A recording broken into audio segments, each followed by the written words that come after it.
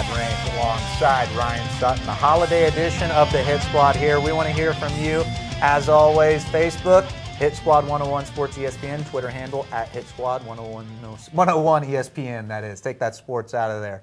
So, impressive wins, though, over this past weekend. Uriah Faber, he is, we said, I mean, he has been on the up and up. There for a while, it looked like I thought he was done. Yeah. And I'm very impressed with Uriah. You think he gets a title shot here coming up soon? I think he does. I've never been done with Uriah. I think Uriah is always going to be very relevant in that division, always very tough.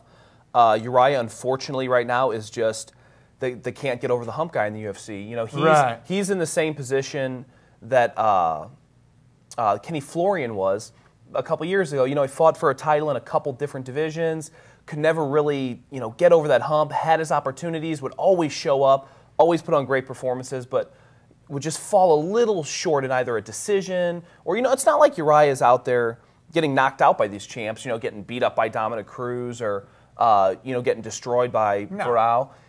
He's having tough fights. He lost a pretty close decision to Dominic Cruz the first go-around that I actually gave to Faber off damage alone. The Hendon Barao fight, he just fought a very game guy and got outpointed. So, no, he's extremely relevant. I think if he can learn from that, I think either one of those fights are winnable fights for Uriah. If he can be the explosive, finishing Uriah, if he hangs around, tries to play, you know, the point game, but if he goes out there, explodes, tries to finish, and shows up the way he did over this weekend, I mean, that guy could be a champ. Absolutely, and it'll be interesting to see what 2014 brings for him. As well, Demetrius Johnson. Is he the best flyweight in the world?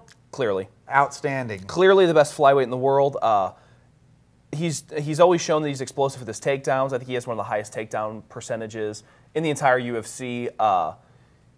Now he shows that he's a real threat with his hands, too. I mean, that was a vicious knockout. Vicious knockout of a tough guy who comes from a camp where those guys are known to bang. Right. I mean, the camp that Benavidez came from, those guys are known. They throw leather when they go. So, I mean, for him to take that on the chin and night-night, Demetrius is, yeah. He's expect big things from him in the upcoming Expect big things from the little guy. Hey, that's good stuff, and that's I think that does so much for the little guys when you see a heavy knockout there, because they're always so active. But it's kind of you know, kind of goes back to the women. A lot of times the little guys don't have that knockout power. Well, they do. And at that championship level, 25 minutes is a long time to invest in a fight. Yeah. I mean, that's a long time to sit and invest in a fight, especially something like that where you have to pay attention back and forth. And oh well, yeah, didn't he get a takedown in round 2? Yeah, I think he got 3 in round 4. You know, but you know, it's a lot to stay focused on. That's why the flyweights in any sport, you know, even like, you know, going back to boxing, kind of get, you know, washed in the pack a little bit, get put on the undercards, or they're an afterthought. But yeah, you go out there and you start knocking people like that out. You stamp your label on the door that, hey, this is division you want to watch. Right, this is going to be someone, that you definitely want to tune in and see his fights. Well, we do want to tackle the pound for pound, and it's been. I wish I had the old rankings from a year ago just to kind of see how they've changed from year to year. But this has been an interesting year. This is from ESPN.com where I got these rankings. Some of the other rankings, we'll get into that. This is the top 10. I'm going to run them down for you real quickly. Right now, they have John Jones, 19-1, number 1. Can't really argue with that one. I know. I would think, that does make sense. Yeah. Jose Aldo, 23-1, number 2. Now, this is where it gets a little interesting, I feel like. Anderson Silva, number 3, 33-5. Of course, Chris Weidman coming in at number 4, 10-0. Demetrius Johnson, just talked about him, how he's looking. He's the 5th pound-for-pound fighter, according to ESPN.com's rankings there. Cain Velasquez, hey, probably the best heavyweight ever. So that's, he's coming in at number 6. Barraro, 31-1. Then goes Anthony Pettis, 17-2. Johnny Hendricks obviously looked very good against GSP. He's, 15-2. Gilbert Melendez, then number 10. Some of the other rankings do have Ronda Rousey as number 10.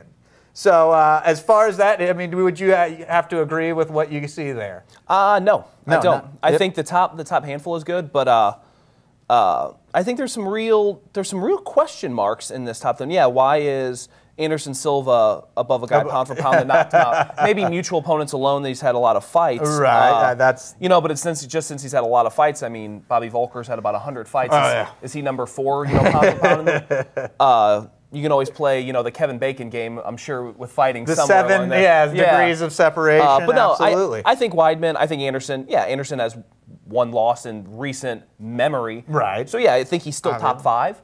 Weidman bumps him. Demetrius, inexcusable that Demetrius Johnson is over Cain Velasquez pound for pound. Cain Velasquez is a proven dominant champion with one blemish on his record to a guy that he's absolutely obliterated twice since.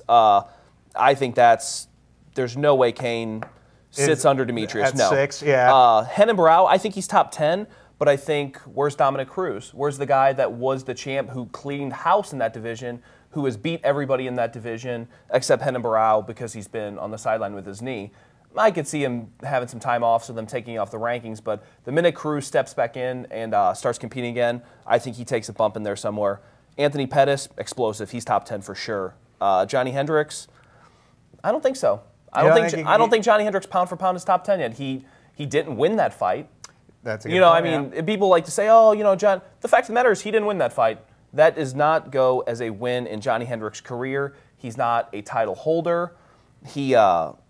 He's sitting back with a loss to George St-Pierre and then a loss to Rick Story, who is kind of off the grid right now. So I don't think he's top 10 yet. And then Gilbert Melendez, he's tough, he's game. I think it's questionable. Again, I think that's probably a matchup one. I think he's had a lot of different matchup opportunities that puts him there.